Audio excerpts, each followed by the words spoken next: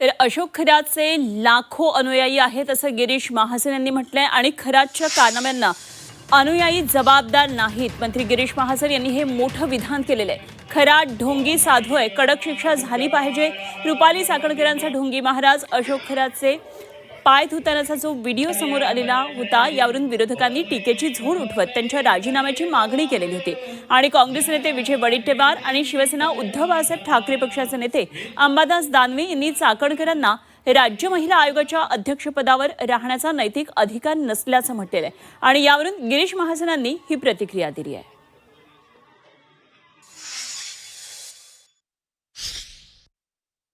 Captain खरातचे पायदूतांचा video समोर आला आहे.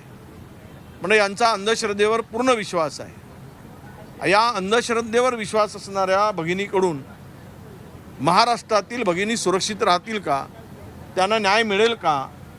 त्यामुळे त्या पदावर राहण्याचा नैतिक अधिकार त्यांनी गमावलेला आहे. त्यासाठी महिला आयोगाच्या अध्यक्षांनी राजीनामा दिला पाहिजेत अशी आमची स्पष्ट मागणी आहे.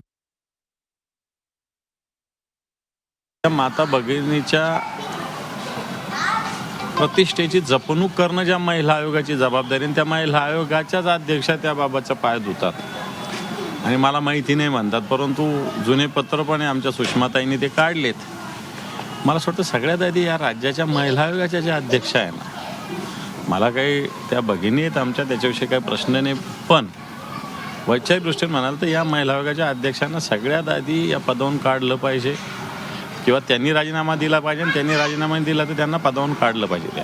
कारण महिलांना न्याय देण्यासाठी हा आयोग असताना महिलांवर अन्याय अत्याचाराच्या घटनेला समर्थन करण्याचाच प्रकार रुपालीताईंच्या हाताने सातत्यानं घडलेला आहे. आणि म्हणून मला असं वाटतं त्यांना त्या जागेवर राहण्याचा नैतिक अधिकार कोणताही नाही. असे अनेक महाराज आहेत.